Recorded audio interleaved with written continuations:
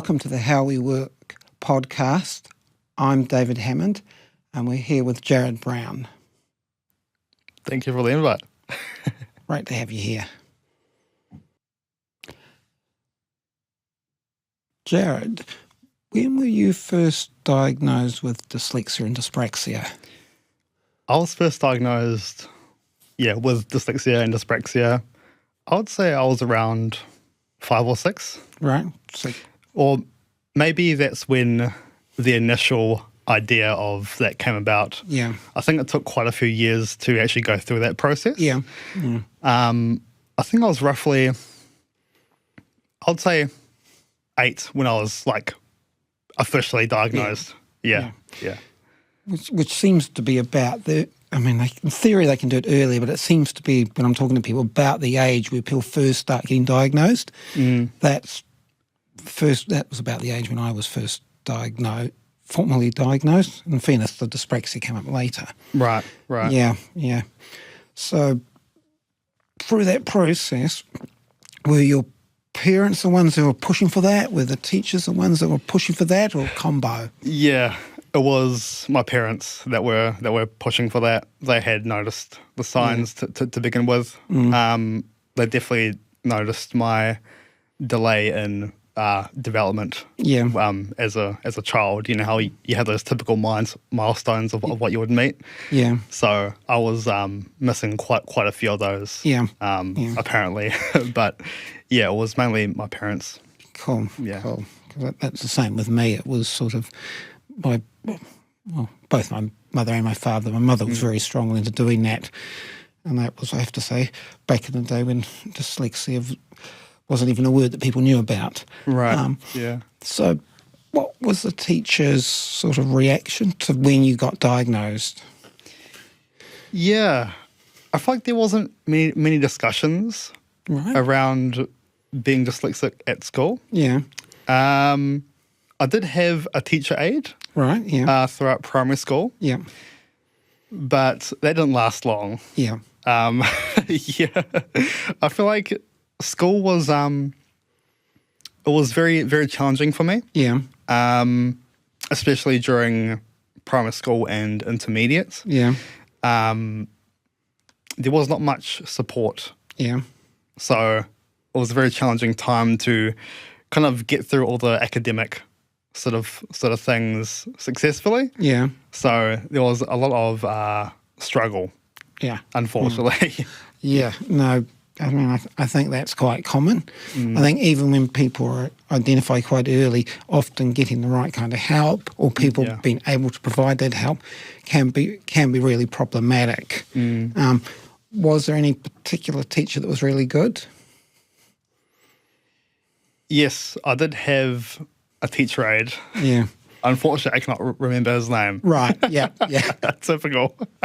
But he was a very good teacher aide. He definitely helped me a lot with reading. Yeah. I struggled a lot with reading between the lines. Yeah. I would often skip a line. Yeah. And then it would make it, me reading, it wouldn't make sense.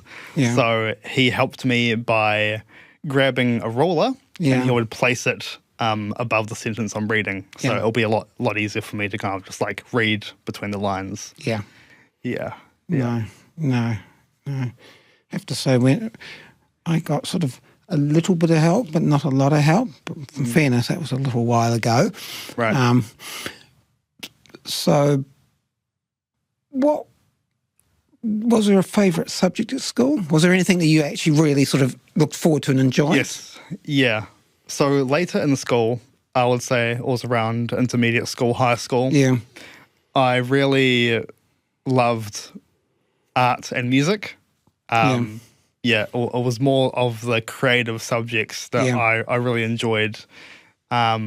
English was definitely challenging. Yeah. Same with mathematics. Yeah. That was very challenging as well. So I tend to really, went towards the creative side. Yeah. What about you? What were your subjects? Gosh, I don't know if I really had any strong ones, to be absolutely honest. Right. I kind of, in a roundabout way, sort of liked PE, but sort of didn't, because it was a horrific teacher. Yeah. But, I mean, to be perfectly honest, my first 12,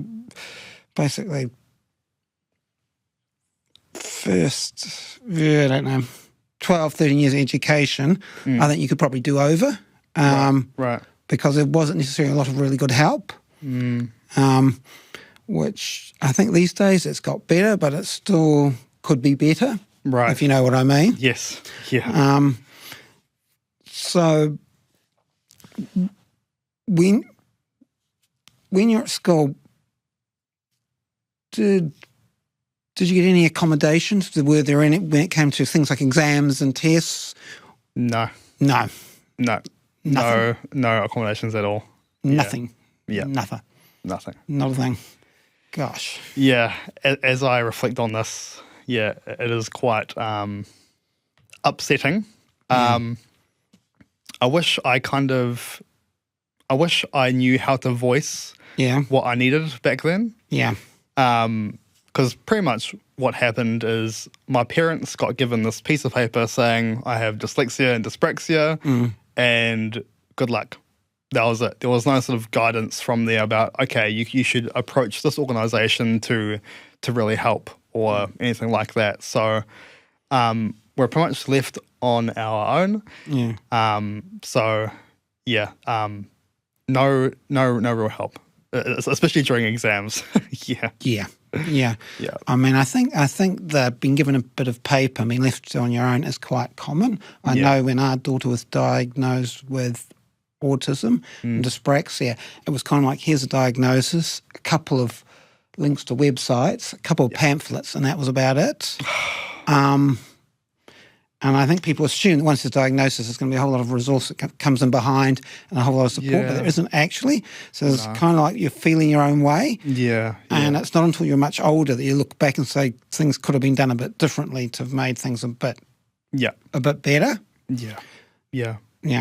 It's definitely quite a tough road when you're entering school. I think what made me last in school was definitely the music and art. So really gravitating towards what I liked. It definitely made school more enjoyable. So I really tried to think about those side of things as I was struggling. Hey, I've realised that we've dived in and talked about dyslexia and dyspraxia, and most people will have some inkling of dyslexia. Dyspraxia, or developmental coordination disorder, as its official term is, people don't know so much about it. Would you like to explain to people what it is at a very high level? Right. Sure thing. Dyspraxia, it's definitely complicated. I'll try my best to string a few words to make it sound good. But dyspraxia, essentially, it impacts movement. Your ability to plan and execute movement. But that is the surface level, and I feel like that is what is talked about most. But as we're both aware, David, there's a lot more to dyspraxia than just the physical side of things. Dyspraxia can also impact speech. Not every dyspraxic person it impacts, but some it can. And I think that's called, is it more verbal dyspraxia? Is that what they... Verbal apraxia, I think, which is a very severe... I'm loath to say version of it, but version of it. People, I just know from my time I had a speech therapist. I don't think it's uncommon for a lot of dyslexics and dyspraxics to have that. Often gets overlooked. But I think I had that for 3 or 4 years during my first few years of primary school. And I think the other thing about the coordination is it also, I think at a executive level, affects planning more generally than just the physical movements, which again gets overlooked, and also impacts or can impact working memory. which I think the easiest way I can explain working memory to people is it's basically getting told something and then retaining it to use it, like mental arithmetic. I think that's the easiest way I can explain it to people, is that it's you get someone tells you something and then you try and retain it to use it. And lots of dyspraxics, some of us dyslexics, find that really hard and don't have that, which makes it really difficult if you're trying to retain information, especially if you're in a classroom and getting lots of information and instructions. Yeah, and like given a step-by-step guide or whatever, it's still very, very challenging because you have to plan the steps, right? You have to go, I have to do this first, then this, and sometimes I get mixed up with the steps and the order to do things. Yeah. So that can be quite frustrating. Would you say you need to concentrate a lot more? Yeah. I feel like I definitely do. I feel like definitely at times I tend to focus best when there's less noise. Yeah. If there's a lot of noise, then I have to use more effort to like cancel that noise out and focus on the task I'm doing or the subject or whatever it may be. Yeah. Yeah. Because I tend to find that too, that I'm having to concentrate. And it's not necessarily something that's noted with dyspraxia, but and dyslexia, but actually having a really quiet environment helps to be able to concentrate and block out a lot of background noise. Yeah. No. So when you were getting towards the end of high school, did you have any thoughts on what you wanted to do as a career or as a job? Yeah, so that's actually really funny that you said that, David. So initially, as I told you before, school was very challenging. Yeah. I was about 16 or 17, so I think I was like around my final years of high school. Yeah. I told you before how I was really into music. Yeah. And I had a hobby, and that was beatboxing. Yeah. And I was a beatboxer. I mean, I still am to this day. Yeah. But I was heavily into beatboxing, and I used that a lot to really express how I felt. Yeah. So beatboxing, I did a lot, and what happened was 2017 or 2016, I co-founded this organisation called New Zealand Beatbox. Yeah. It was me and this other beatboxer from Auckland, Stephen Crooks. Yeah. And we made this organisation to promote beatboxers all around New Zealand. Yeah. And at that time I was like, okay, I want to pursue this and give it the best I have. Yeah. And that's how I accidentally fell into marketing or digital marketing. Yeah. And that's how I fell into social media in particular. Yeah. So I was responsible for growing the social media platforms for New Zealand Beatbox. Yeah.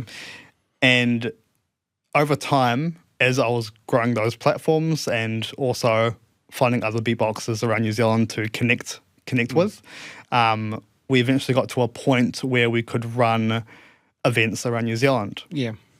And we ran the New Zealand Beatbox National Championship in 2019 in Wellington at Thistle Hall, just down Cuba Street. Yeah. And from that moment on, we ran a few more events as well. And that happened over a span of a few years. Yeah. So that's pretty much what I did straight after high school. I was very just narrowly focusing on that. Yeah. And that lasted until 2023, 2022. Yeah. But that was a very good starting point for me. Cool. Yeah. So what would your advice be to a young dyslexic or dyspraxic that's in high school, perhaps is finding school really difficult? Yeah. What would your advice to them if they're looking at their next steps after school? I would say find what you really enjoy. Yeah. Follow your passion. Yeah. And do what you really enjoy. And from that, it will lead you to somewhere else that you might find that you're really passionate about too. Yeah. I feel like if you focus on things that are too challenging, then it will get too overwhelming. Yeah. So yeah, try to follow your passions. That's what I would say. That's really very simple, simple words. That's really good advice, I think. Particularly in this day and age where it's really easy to get discouraged. Yeah. If you don't necessarily have all the qualifications you want for something, which we know a lot of neurodivergent people have real challenges because getting those pieces of paper can be really difficult. Definitely, yeah. The irony is that once you get those bits of paper, people suddenly pay more attention to you, but it is, as we know, really difficult to get those bits of paper. Yeah. So come back 2023, after the beatbox, what did you do after that? Yeah, so after the beatboxing, I decided to return to study.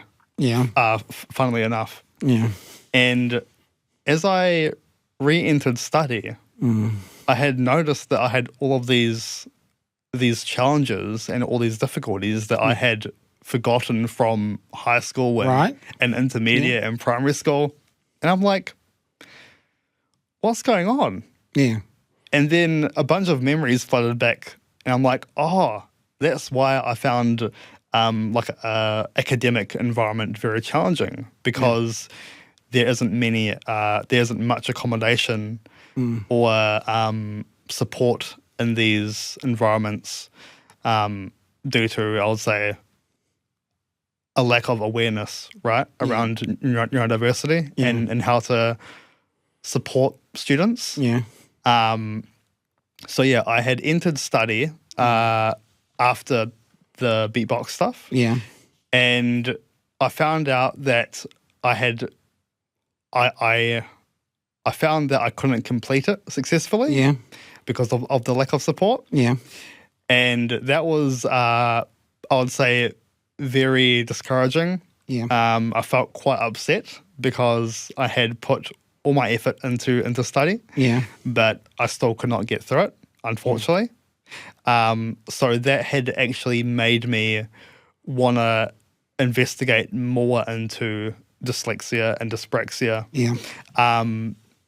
I would say, yeah, at that moment, I was like, there's definitely more to this. Yeah. So I explored more about what is dyspraxia, what is dyslexia, and how challenges could appear in like an academic setting or in relationships or work. Yeah. Pretty much anything. Because it can be very subtle and it can vary from person to person. Because I don't know if you're aware, but someone's done some academic research around dyslexia and genetics around the human genome. And it's on about 80 parts of the human genome. Really? Which is really crazy when you think about it. Yeah. How many different parts. And the other thing that's really crazy about it is that they were able to take a look at DNA going back 15,000 years. Wow. And they showed that the parts of the human genome related to dyslexia had been selected for up to 15,000 years ago. They don't really have a lot of DNA after that. Right. Which means that whatever they were selecting for was well before humans started reading 5,000 years ago. Which just to give an idea of how complicated it is and what's going on. Yeah. So it's, I don't think people realise quite how complicated it is and why it's so different from person to person. Yeah. It sounds like that it goes back more than we realise. Yeah, it does. Right. And it's a lot more complex than people realise. And people focus on the reading with the dyslexia. Yeah. Without focusing, say, on the working memory, which you and I know can be challenging. Yeah.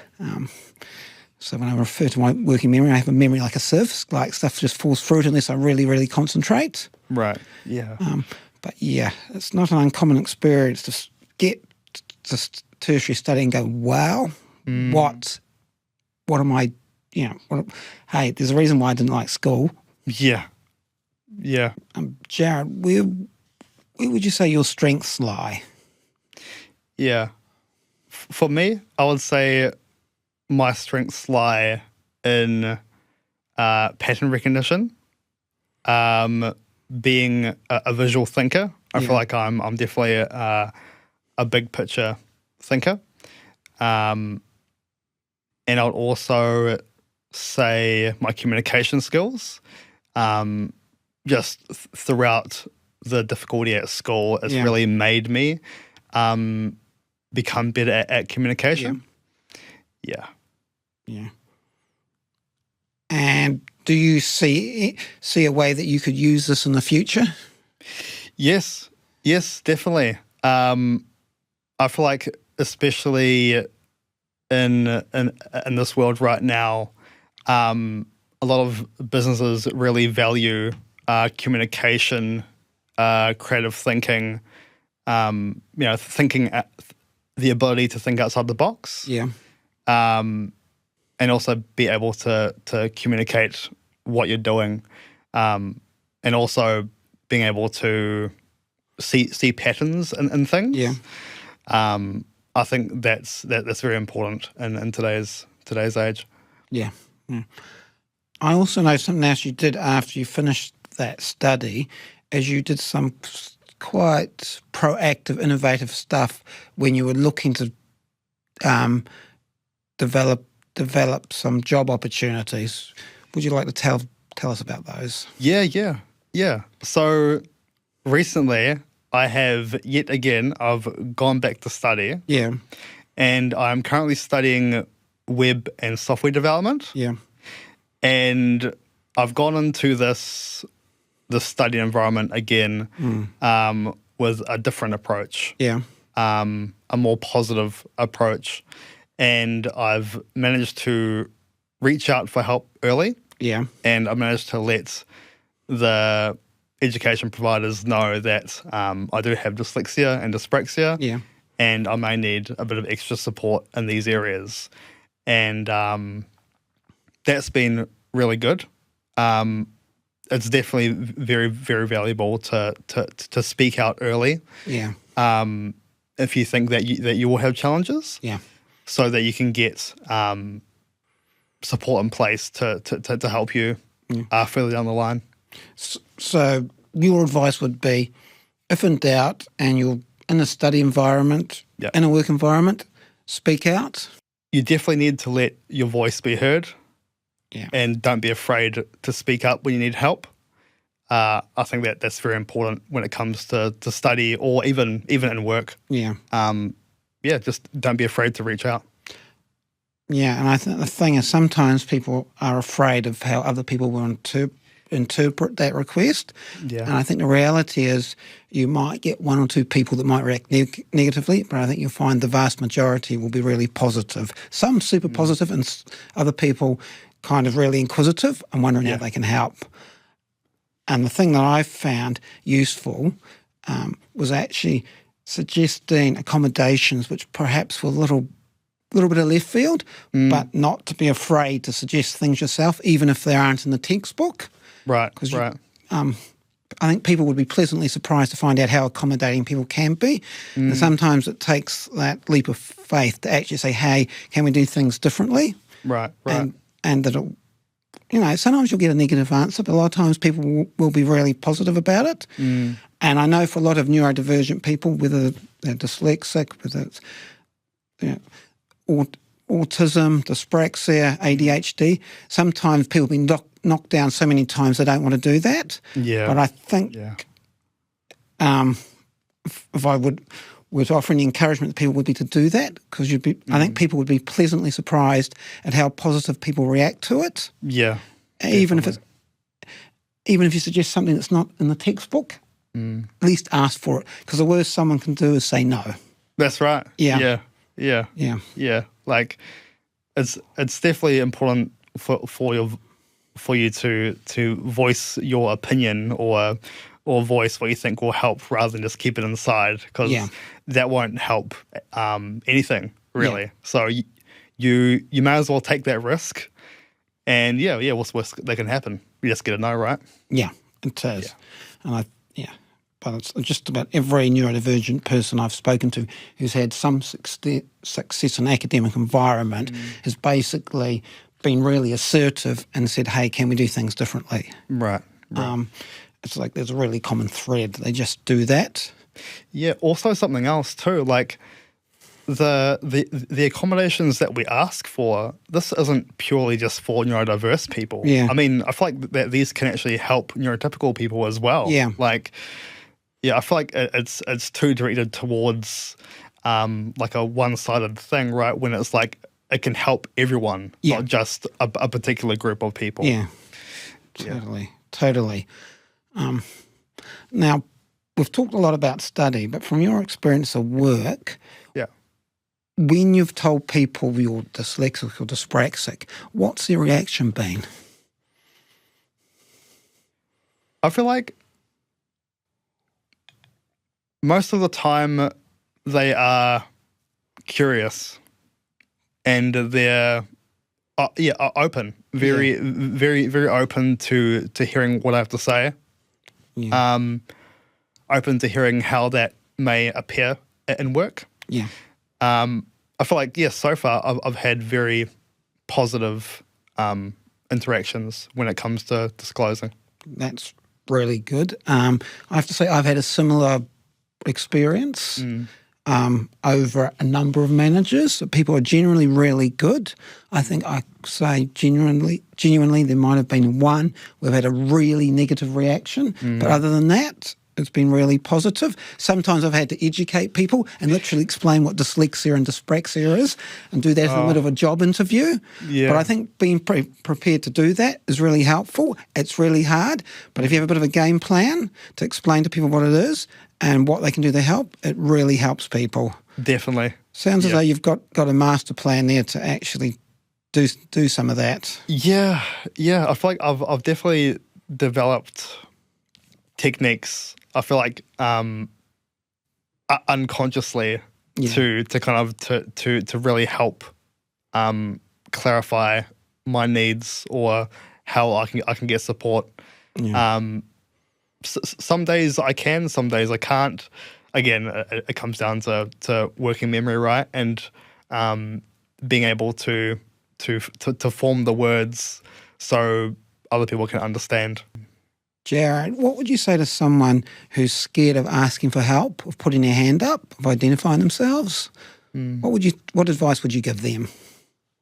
I would say that there is a community out there and that you're not alone and that there's other people out there that are also on a very similar journey to what you may be on. Yeah, definitely. And here at How We Work, we've actually got a community side to our website where people can go in and talk to other people. There's community leaders there with all different range of backgrounds. Yeah. We've got a whole different stages of career, different stages of life, different occupations. You've got everything from dyslexia, dyspraxia, ADHD, autism. It's all there. Whole range. And the thing is, you can anonymise it, and potentially you might not want to ask questions for a start, so you can just go in there and take a look, observe what's going on, and then when you want to, you can ask some questions. The other thing I would say is there's different groups there. So you could be a parent that's got a young person about ready to enter the workforce. There's a group for them. There's a group for neurodivergent individuals. There's a group for managers, HR specialists, recruiters, all people that are impacted by neurodiversity in the workplace, and there's a space for them to be able to come and ask questions and also potentially come in with some solutions. It's not all about coming in and feeling you've got to be the one waiting for people to give advice. Maybe you see someone has a situation and you can provide some really useful feedback to help them. Right. So there's a really good space. And the great thing is it's totally private. You have to sign in. It can potentially be anonymous if you want to. So it's really designed to help people and encourage people who are feeling a bit nervous. Yeah. Yeah. Yeah. And I mentioned the community leaders. Jarad's actually one of our community leaders. Thank you. So if you wanted to reach out and talk to him, and I realise that particularly in the area of dyspraxia, there isn't a lot of people putting their hands up, identifying. So if you want to reach out, by all means, reach out to him. Yeah, definitely. Really reach out to anybody else there. As I said, whole range of people. But no, he'd be really keen to help out, offer up support, advice. So by all means, reach out to Jarad. Yeah, definitely reach out. Everything David said. Jarad, for those of us who don't know, what is beat boxing? It goes something like this.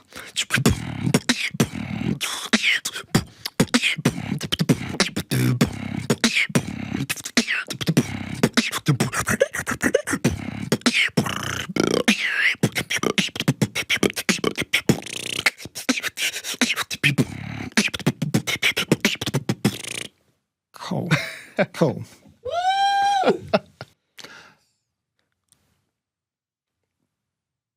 Jarad, we've said, what kind of advice would you give to someone wanting help and not wanting it? What advice would you give to your younger self?